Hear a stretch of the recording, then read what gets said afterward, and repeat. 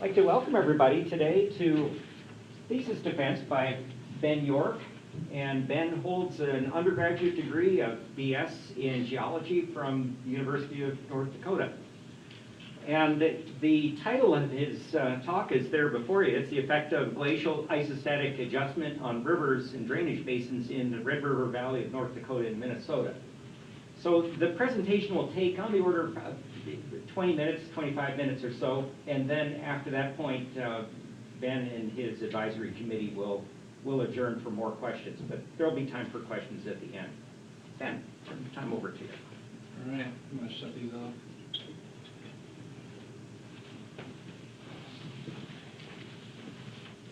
Okay, as Phil introduced, my name is Benjamin York, and said this is my defense for my MS in geology.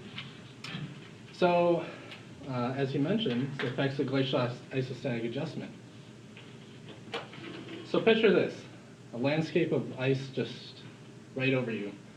But what's more surprising is if I told you that this, small chance this is maybe what Grand Forks looked like 12,000 years ago. At that time, up until 20,000 years ago, and continental ice sheet covered most of Grand Forks and also most of North America during the Pleistocene. So the ice, according to Breivik, could have been nearly a kilometer thick, so 1,000 meters. And for a little bit of perspective, here's the Eiffel Tower at 300 meters. I still can't grasp the fact that there's probably there used to have been almost 1,000 meters of ice right above my head. So it's a little bit thicker in the north. As you can see, these are the uplift rates, because what happens is as the ice pushed down on the ground came back up.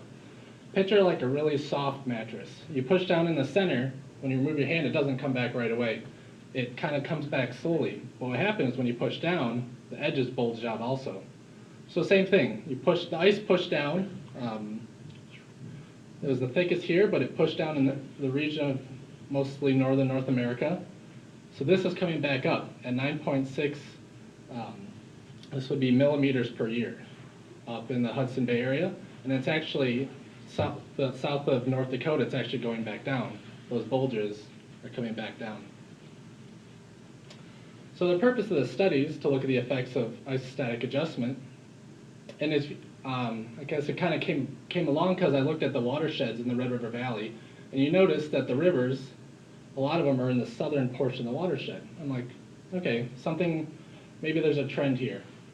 So the purpose of the study is to quantify the relationship between this continental ice sheet and the tectonic forces that are associated with it, and also the drainage pattern in the Red River Valley. So to identify this asymmetry that I see, because the rivers are not down the center, but instead are either above the center or below the center. So to identify this asymmetry, my results will look at a changing watershed boundary as the cause of this asymmetry, a shifting river channel, or both. So I guess a little backstory. Lake Agassiz was in this area after the glacier started to recede, or the continental ice sheet started to recede, and Lake Agassiz filled in its wake. So Lake Agassiz started about 12,000 years ago, and it kind of receded out of the Red River Valley about 8,000 years ago. During that time, there were different outlet changes. As you can see in this image, that it drained south about 11,000 years ago.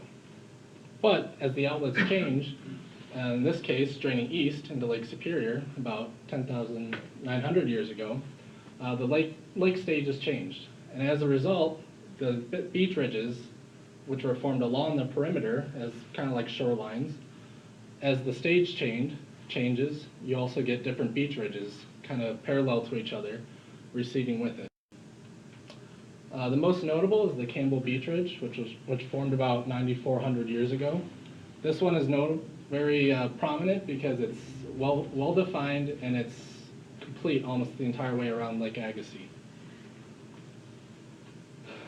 So, like I said, looking at this asymmetry that we see, there's a couple different ways to measure the asymmetry in the watersheds of the Red River.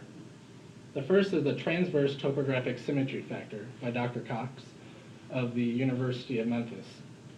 When each watershed receives, or when you calculate the TTSF, which is the acronym for each watershed, the pattern you notice reveals the kind of a pattern of asymmetry. And likewise, there's the asymmetry factor. This value, which will also be assigned to each watershed, is very sensitive to tectonic tilting. So if there's tilting in the watershed, it'll kind of pick that up.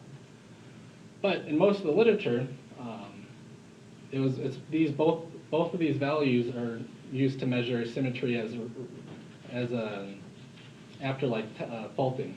So after a faulting, they saw how watersheds reacted. But my case is not looking at a single event, but rather a slow process. So that's kind of the different twist that I'm taking on these two values. In the Red River Valley, we noticed some odd features when you look really close. One of which is paleochannels. So, like I said, Lake Agassiz was here about 12,000 years ago, and as Lake Agassiz resided in the Red River Valley, it deposited silt and clay, so lake sediments, and there was water over top. But, as we saw earlier, there was some outlet shifts, and Lake Agassiz stage changed. And if you imagine this as Grand Forks or some other city in the Red River Valley, now there's no water. So now you have clear sediment that's not submerged anymore. And as a result, naturally, drainage starts to occurring. So you have river channels incising into the sediment, and you have sands and gravels depositing in those channels. But other outlet changes occurred. So about 9,900 years ago, Lake Agassiz came back into the Red River Valley. More silt and clays were deposited and covered up the sand and gravel that was deposited by the channels. Once again, another outlet change, then the water receded. So now, probably for the last time, the water is out of the Red River Valley, and you have your silt and clays, and then you have your sand and gravels, and you have more silt and clay on top. So you have kind of the sandwich of different material that has different porosity and different compactability. So as a result, as these sediments start to dehydrate as the lake recedes, the silt and clays will compact a lot more than the sand and gravel, giving you a differential compaction ridge. So as we'll see, you can see in the landscape that you see these ridges, and it's a silt and clay ridge, but below that, if you drilled, you'd see the sand and gravel. So it's kind of like a relic of the channels that used to be there between the lake stages. Another thing you notice in the Red River Valley are avulsions, which is the abandonment of either an entire channel or just a portion of it. One example is the Grand Marais Creek, as noted by Bloomley in one of his reports. So you have the Grand Marais Creek, which runs farther north than the Red Lake River. And he noted that at one time the Red Lake River probably occupied this channel, which is now Grand Marais Creek, and avulsed most of its channel west of Crookston, south to accommodate for the isostatic adjustment that occurred. And it chose a steeper course than it did normally. So, moving on to my methods to determine the asymmetry that we observed in the watersheds. I'll use the TTSF factor, or the TTSF and asymmetry factor, so the transverse topographic symmetry factor, which is a mouthful. So I'll use TTSF and the asymmetry factor. And with these, I can identify the trend of asymmetry in the Red River Basin. But I also want to determine if the changing, or if the symmetry is the result of a changing watershed or a shifting river course. So I will use pre-adjustment watersheds, so I'll find watersheds of the rivers before adjustment took place to determine a changing watershed boundary. And I also use the avulsions and paleochannels that I talked about earlier to determine if a shifting river is the cause of this asymmetry that we observed in the watersheds. So my region of analysis is the Red River Valley, but specifically downstream of the Campbell Beach Ridge on both the Minnesota and North Dakota side. And like I mentioned earlier, the Campbell Beach Ridge is very defined and well preserved, so it's easy to identify, and it created a nice boundary for my field of study. But also within or downstream of this beach ridge, the topography is very flat. Because it's lake sediment, Lake Agassiz is the predominant controlling feature for sediment deposits. That it's the silt and clays and that lake sediment, so it's nice and even, and it creates there's uniformity in the watershed or in the Red River Basin that I can compare all the asymmetry to. So to determine basin asymmetry, which is the relationship of the river to the watershed boundaries for each individual watershed, I use the TTSF, which is the distance from, here's a little inset of a larger watershed, hypothetical watershed. So it's the distance from the midline to the river divided by the whole distance from the midline to the watershed boundary. So this gives me a kind of an asymmetry factor for each watershed. I'll get a value for each 2 kilometer segment of the river and take the average and get a value for the entire watershed. A larger positive number indicates that the river is farther south, so south of the midline, and a negative number means it's north of the midline. Also, for the asymmetry factor, it's the area that's south of the river divided by the total area of the watershed. And this one's flip-flopped, a lower value, and it's multiplied by 100 to get just some numbers easier to work with.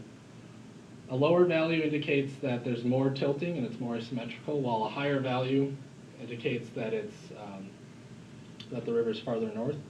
And a value of 50 means that the river's right down the middle. So next is my, I use some statistical models that I coded and executed in Python. And this was to determine if there was no controlling factors, what would happen to the rivers. So this is just a hypothetical kind of river drainage pattern development. So the channels have an equal probability of going east, northeast, or southeast to make sure they're all flowing towards, this would be like the hypothetical Red River. And these are the starting points of rivers farther west in this case. When 2 rivers merge, they will form a confluence and only one river will be the result. And if a river exceeds and goes above 100, it's automatically, its value is 100.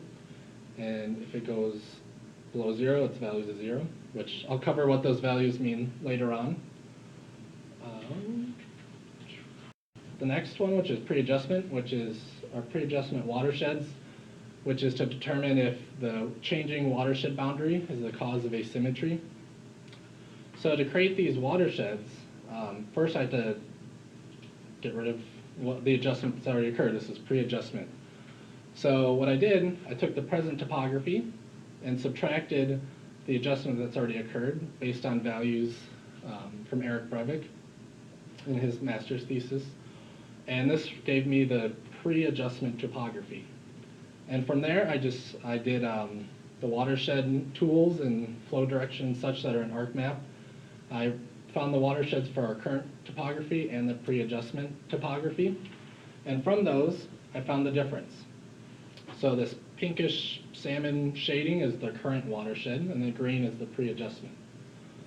So with the change, like with this pink, it's moved north a little bit, so it gained in the north, but the left side kind of moved a little south, so it lost in the north.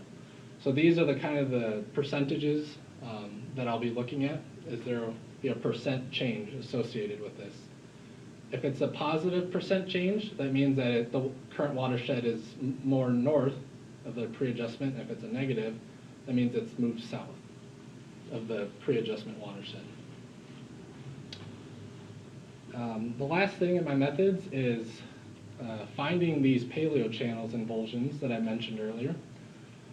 I located the avulsions. I kind of looked at where the current rivers are because I was only looking for paleo channels that were associated with current channels. That way I could compare the direction if they have migrated or if there's any change in their positions between the current and paleo channel. So I looked where the current channel entered the Red River Valley at the Campbell Beach Ridge, and I tried to see if there was a paleo channel in the same spot. And in quite a few channels, there was a paleo channel started at the exact same spot as the current channel. So to find these, I looked for raised mounds. One of here is in white. So this is my own color scheme that I created to kind of make these differences pop out a lot more. So the white is higher elevation, and this light green is the lower elevation.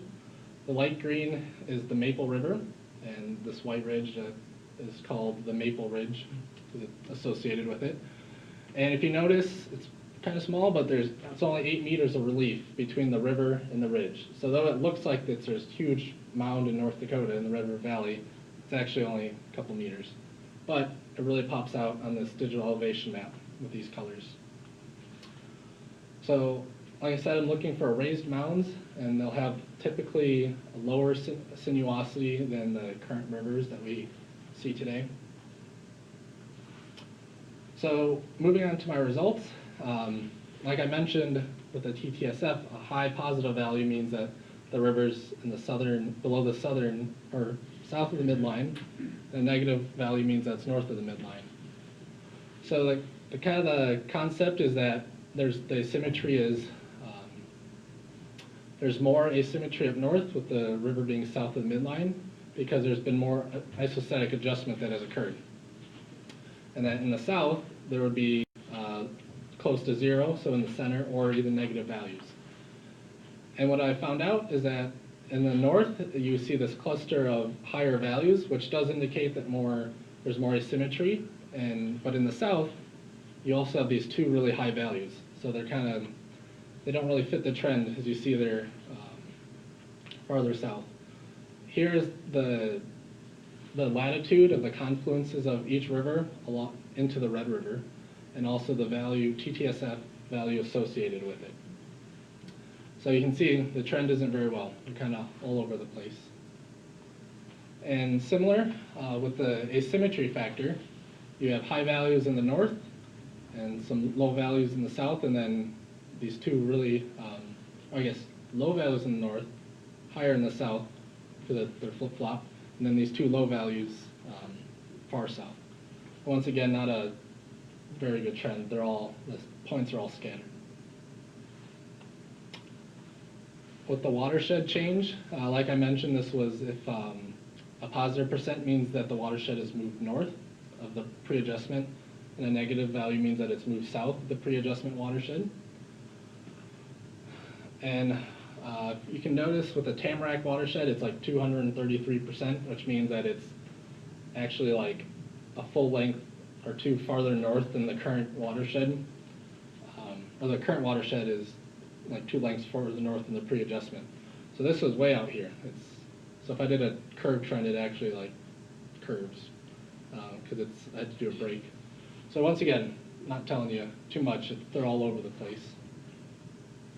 But I was going to show you kind of zooming in on the Park River watershed, which has a positive change of 21%, of what a change actually looks like. So this only has moved 21% north. So the blue is kind of like the pre-adjustment watershed, while the gray is the current watershed. And you notice that the boundary to the gray, which is current, it's shifting north. So, and that's kind of what is ideal to compare against the adjustment values. And so this is a positive change. It's shifting north.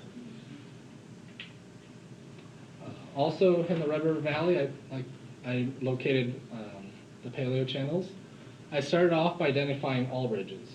Anytime I saw a paleo channel, regardless of what current channel it's associated with, I marked it and made a shapefile from it. So these are all old channels that are buried between lake stages that are now mountains. And these all flow generally to the north. But like I said, I'm only looking at ones associated with current channels.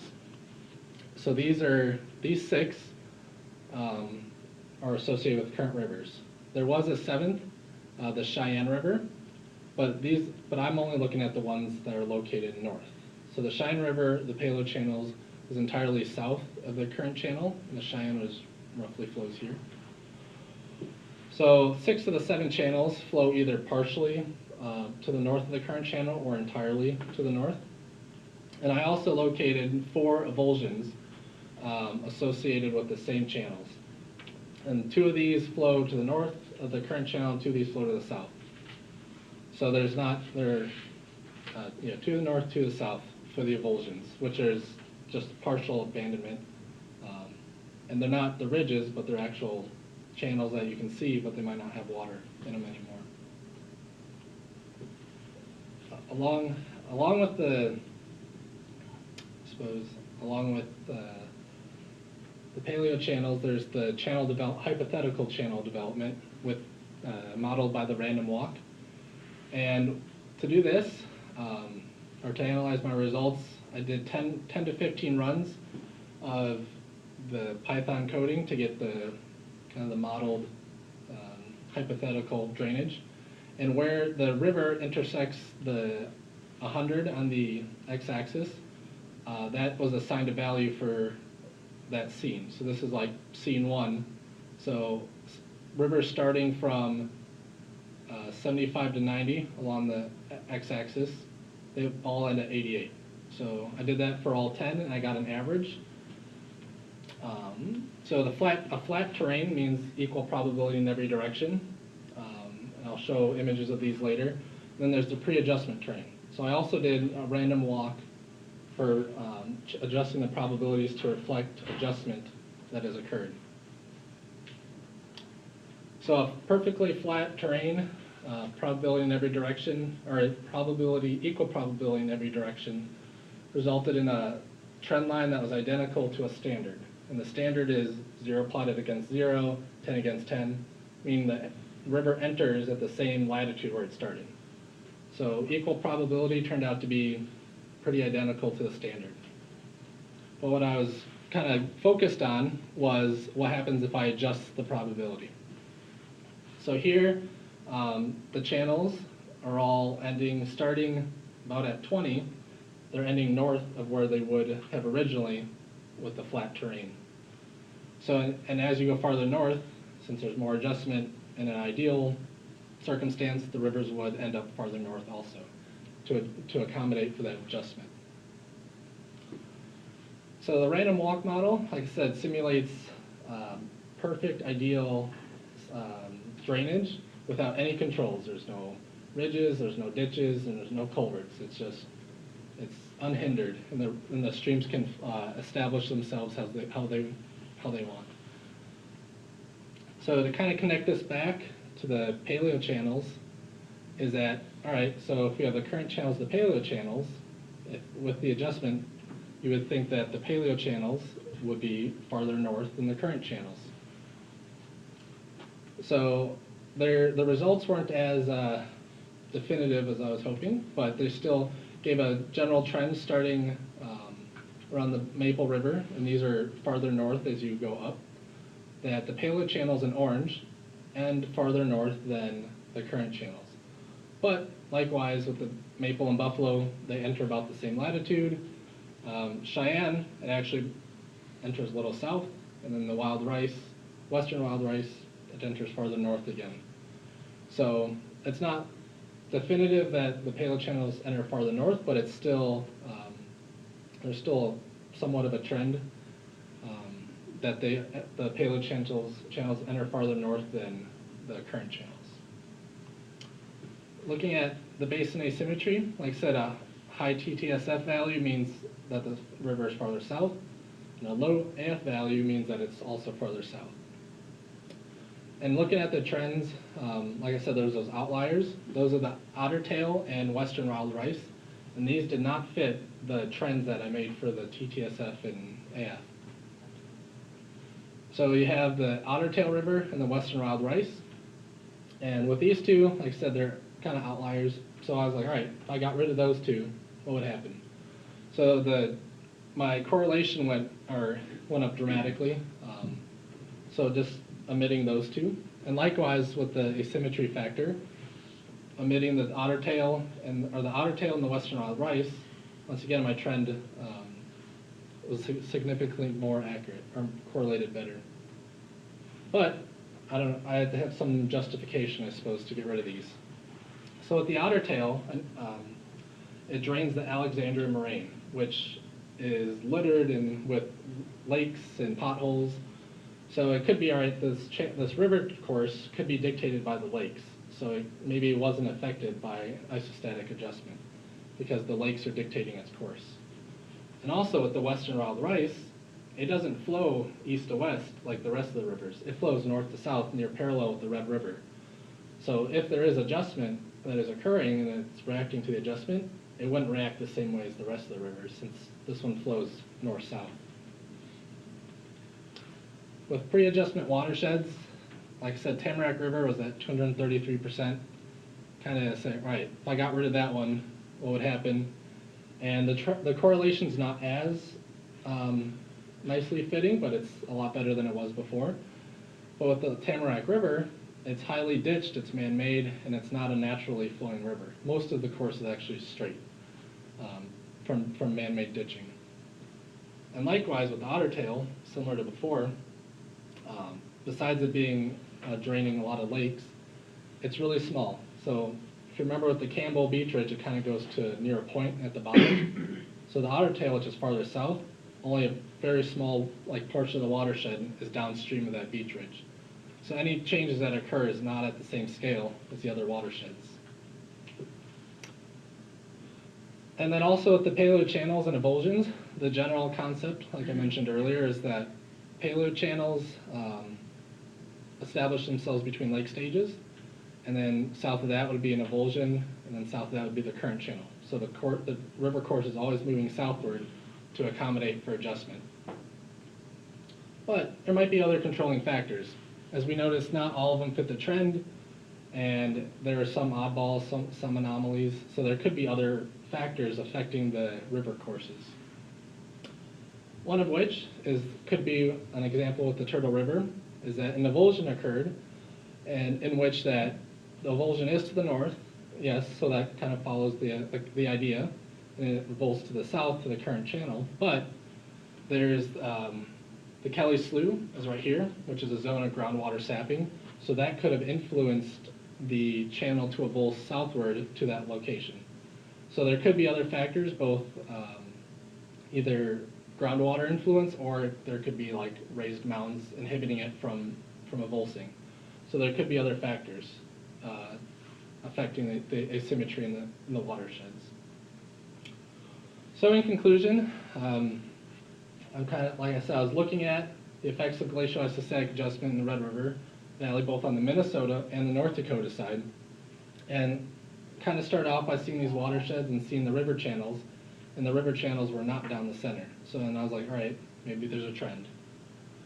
So in the asymmetry, I kind of concluded that it's likely due to both the changing river channel and a changing watershed, since neither of them were definitive enough, though the changing river channel with the TTSF values kind of indicated more of the river channel migrating. But it is likely an influence of both of them. Yep, like I mentioned, TTSF values, they indicate the asymmetry, and there's more asymmetry to the north, and then the south is the overall general trend, minusing some of the anomalies. And also the paleochannels are, 6 out of 7 of them are partially or entirely located north of the current channel. So overall, the main purpose of this thesis was to quantify and put numbers to the relationship between drainage in the Red River Basin and also this continental scale forces that have affected this area. And I've read many papers just talking about, okay, here's some visual maps of rivers that have moved, but I wanted to put some hard numbers to it. So I wanted to quantify that relationship between the drainage and the tectonic forces that have affected the Red River Valley. So I'd like to thank my advisor, Phil Gurla, and also my committee members, Dr. Vandenberg and Dr. Pekonen, and also Dr. Randall Cox from the University of Memphis. Had some email correspondence with him talking about how to best apply the TTSF value to the Red River. And also David Morley, who was my supervisor during my internship at the Forest Service. He gave me access to some resources, some Forest Service resources last summer that helped me with my thesis. Any questions?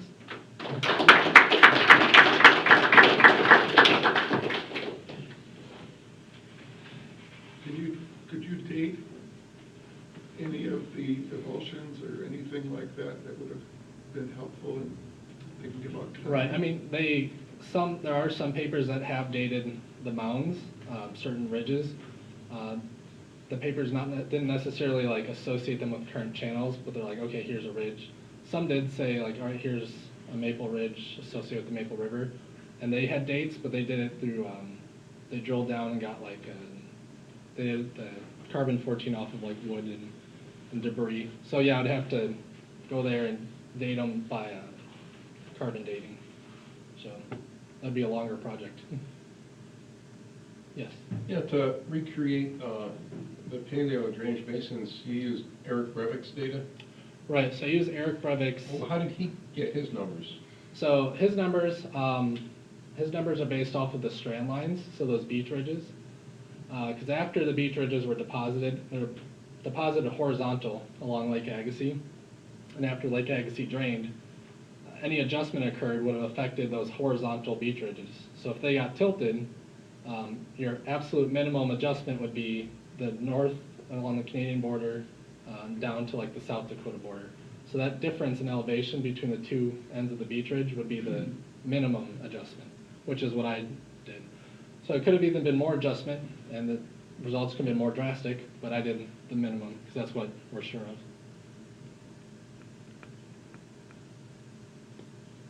Any other questions?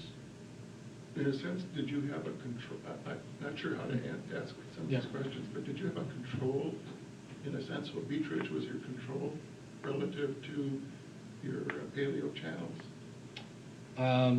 You know, like in some other kind of experiment where you have a lot of observations, you have some outside place where you're measuring a value that you compare the other ones. Not entirely, no, because within the paleo channels are only located within the beach ridges. So I mean, there's no paleo channels outside because the paleo channels only formed from the Lake Agassiz stages. Right. I was thinking like maybe in Canada or South Dakota. No, I mean Something relative. Right. Not that I've looked into. I mean, I kind of searched for paleo channels in general in other glacial environments, but unless you know something, I didn't come across anything, so I didn't have any controls. Yes, Dr. Do I Gosnell. understand that you were treating this as river development on both sides of the red on a flat plain? Yep. So for the random walk, or what are you? What is the elevation of the Red River in Grand Forks? Let's see. 751 feet. Is it? What's the elevation of where the Lake River crosses the highway going directly west past Crookston? Not About entirely sure. 850 feet. Okay. What about the elevation of Arvilla, where Turtle River goes through? It's 1,004 feet. Is that a flat plain? No, it's not flat. So it's 250 feet higher to the west and only 100 feet higher to the east. Mm. But I mean, compared to outside of the beach ridges, I mean, that's the point of it, I guess, is being. That's across two the beach ridges in both cases. Right. But I mean, outside of the beach ridges, you have large valleys, you have higher relief. But this is at the Yeah. beach ridges. Right. It's not outside. Right, so that's what you're saying about it being flat. Yes, it is. It's not flat. All right, well, it's a basin. North-south, it's relatively flat. Yes, east-west, it is a basin, so it will have sloped edges.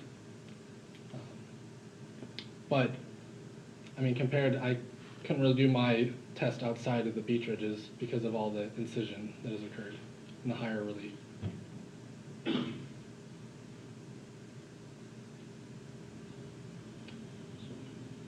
I don't know if that answers, I don't know if your question has an answer.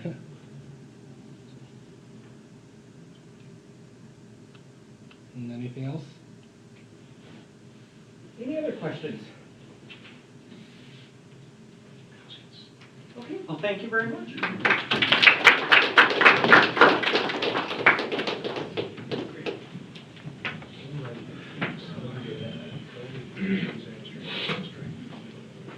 When you're all done and you pass, come and see me. Okay. It doesn't have to be today.